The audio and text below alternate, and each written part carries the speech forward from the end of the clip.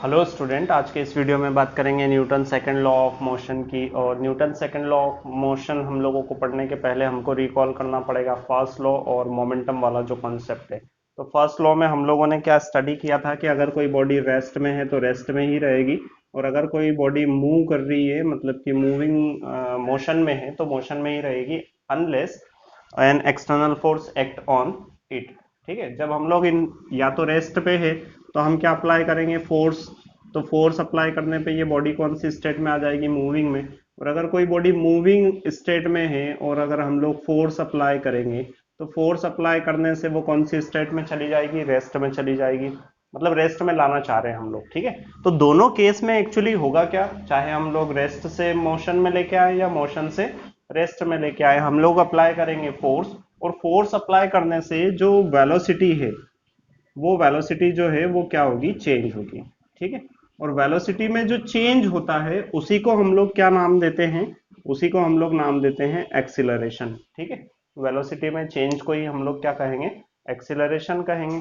अब बात आ गई एक्सीलरेशन वेलोसिटी में चेंज की, तो फिर हम लोगों को सोचना पड़ेगा मोमेंटम के बारे में। मोमेंटम का कॉन्सेप्ट हमने लास्ट वीडियो में देखा था, वो होता है P is equal to M we.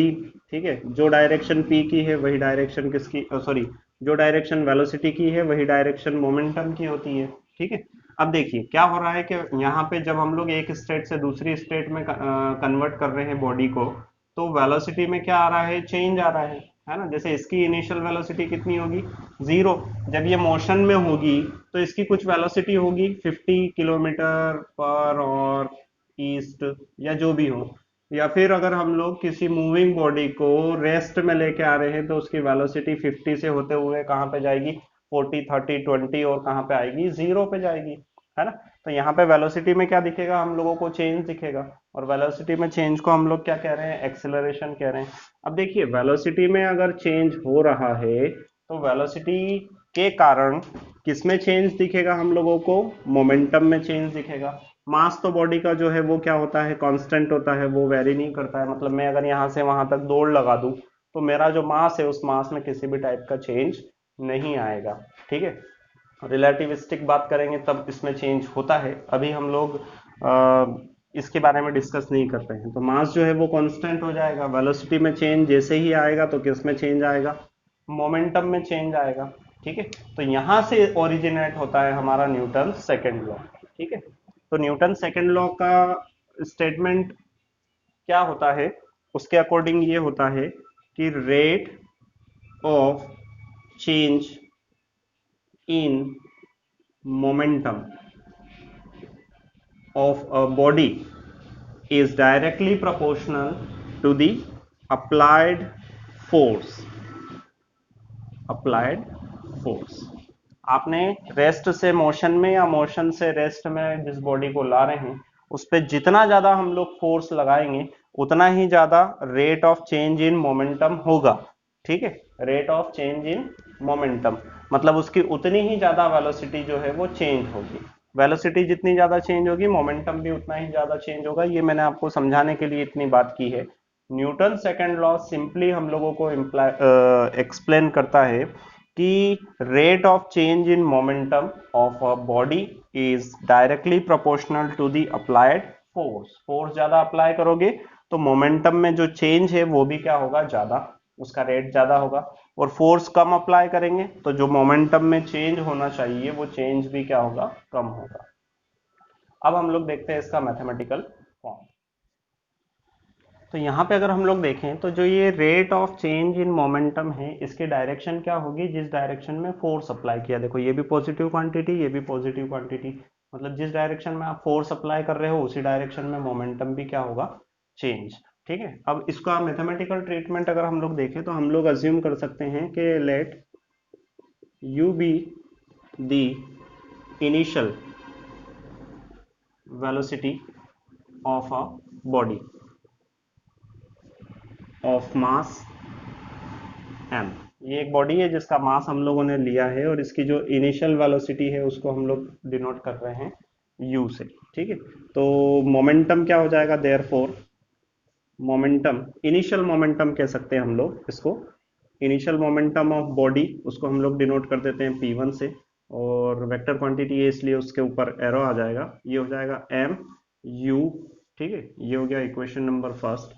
Now अब क्या होगा कि इस पे हमने एक फोर्स अप्लाई करना, हम लोग एक्सीलरेटर होता है जिससे हम लोग इंजन की स्पीड बढ़ाते हैं, तो उससे एक फोर्स लगता है गाड़ी पे। Now if capital F force is applied, ये समझाने के लिए एक एग्जांपल लिया है, on body velocity of body becomes, velocity क्या हो जाएगी, वेलोसिटी हो जाएगी v।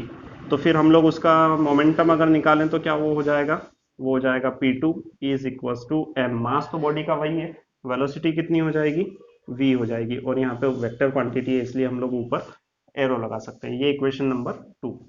तो देखिए इनिशियल मोमेंटम था उसका p1 और फाइनल मोमेंटम कितना हो गया p2, तो हम लोगों को साफ दिख रहा है कि यहाँ पे मोमेंटम में क्या है, चेंज। तो हम लोगों को ऑलरेडी यहाँ पे निकालना क्या है, चेंज इन मोमेंटम, तो इसीलिए हमने ये मोमेंटम की बात की है, इनिशियल और फाइनल। और चेंज इन मोमेंटम आता भी कब है, जब फोर्स अप्लाई करते हैं, इसीलिए यहाँ पे भी हमने फोर्स की बात की है कि फोर्स अप्लाई करेंगे तो वेलोसिटी चेंज होगी जिससे मोमेंटम चेंज होगा। तो यहाँ पे लिख सकते हैं now change in momentum, change in momentum. तो चेंज इन मोमेंटम, मोमेंटम को डिनोट करते हैं हम लोग p से, ये p मोमेंटम में चेंज को डिनोट कर रहा है डेल, और मोमेंटम को डिनोट कर रहा है p, और ये क्या आता है फाइनल मोमेंटम माइनस क्या लिखेंगे हम लोग, इनिशियल मोमेंटम। तो फाइनल मोमेंटम आपका कितना था p2, उसमें से माइनस कर देंगे हम क्या, p1। तो यहाँ पे देखिए del p is equal to p2 की वैल्यू हमारे पास क्या है m v minus initial momentum की वैल्यू क्या है हमारे पास, इनिशियल मोमेंटम की वैल्यू है हमारे पास एम यू। ठीक है, और इसको हम लोग लिख सकते हैं del P is equals to, दोनों जगह से एम कॉमन, तो ये हो जाएगा वी माइनस यू। ठीक है, मतलब final velocity minus initial velocity, और final velocity minus initial velocity मतलब कि होता है चेंज इन वेलोसिटी। ठीक है, तो इसको हम लोग लिख सकते हैं therefore del P is equals to M del V. ठीक है, हियर हम लोग ऐसा लिख सकते हैं, हियर डेल वी मतलब क्या, चेंज इन वेलोसिटी। ठीक है, अब हम लोगों को change in velocity, change in momentum निकालना था, ये चेंज इन मोमेंटम निकाल लिया, लेकिन ये जो चेंज आया है ये कितने टाइम में आया है, डेल टी टाइम में। This change occurs in del t time interval. अब टाइम की क्यों बात करी हम लोगों ने, क्योंकि हमको यहाँ पे रेट निकालना है। ठीक है, therefore rate of change in momentum, momentum जो चेंज हो रहा है उसका हम लोग क्या निकाल रहे हैं, रेट, और वो रेट क्या हो जाएगा, तो वो रेट हो जाएगा,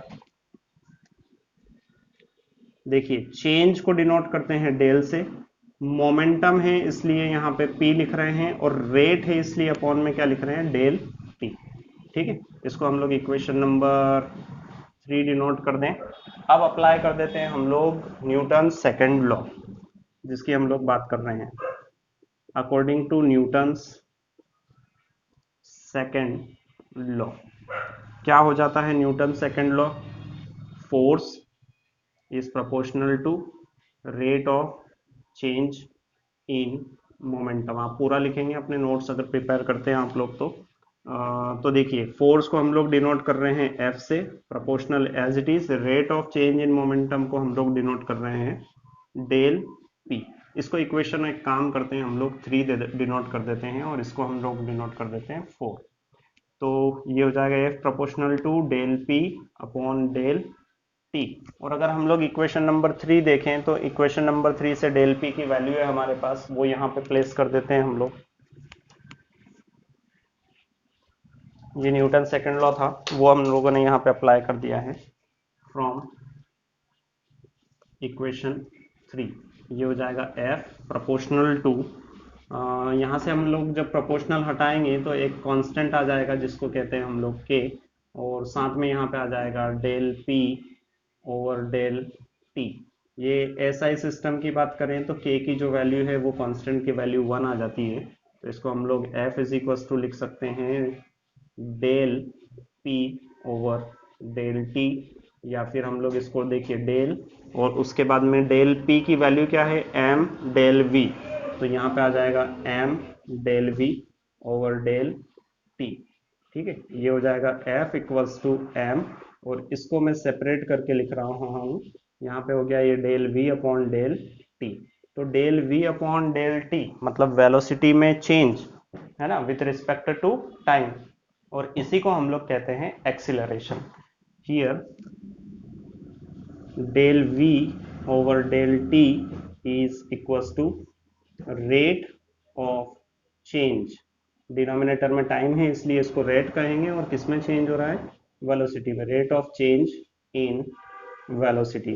तो ये क्या हो जाएगा, इसी को हम लोग क्या कहते हैं, इसी को हम लोग डिनोट करते हैं एक्सीलरेशन। ठीक है, और एक्सीलरेशन को हम लोग सिंबल ए से डिनोट करते हैं, और उसके ऊपर आता है एफ।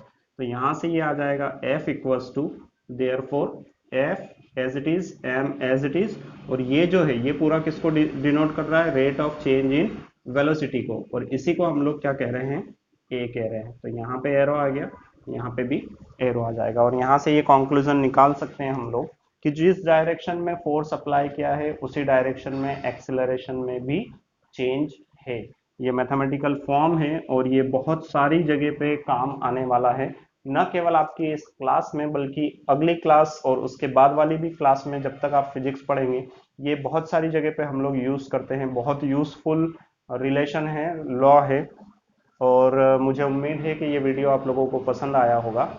और एक चीज, एक मिनट, तो न्यूटन सेकंड लॉ जो है एक्चुअली हम लोगों को बताता क्या है, तो ये अगर हम लोग एक्सीलरेशन हमें पता है, हमें मास पता है, तो हम लोग कितना फोर्स लगा है किसी बॉडी पे वो हम लोगों को पता चल सकता है। ठीक है, तो ये जो न्यूटन सेकंड लॉ है ये एक मेथड है मेजरमेंट की, फोर्स के मेजरमेंट की मेथड है, जिससे हम लोग पता कर सकते हैं कि किसी बॉडी में अगर एक्सीलरेशन या उसका मोमेंटम जो चेंज हो रहा है वो कितना चेंज हुआ, अगर हमें पता है तो हम उसके फोर्स को कैलकुलेट, उस बॉडी पे लगने वाले फोर्स को कैलकुलेट कर सकते हैं। वीडियो अगर अच्छा लगा हो तो लाइक बटन प्रेस करें, सब्सक्राइब पर क्लिक करें पहली बार अगर देख रहे हैं तो, बेल आइकन पर क्लिक करें, नोटिफिकेशन मिलते रहेंगे आपको। दूसरे भी चैनल हैं वो भी आप लोग देख सकते हैं। धन्यवाद।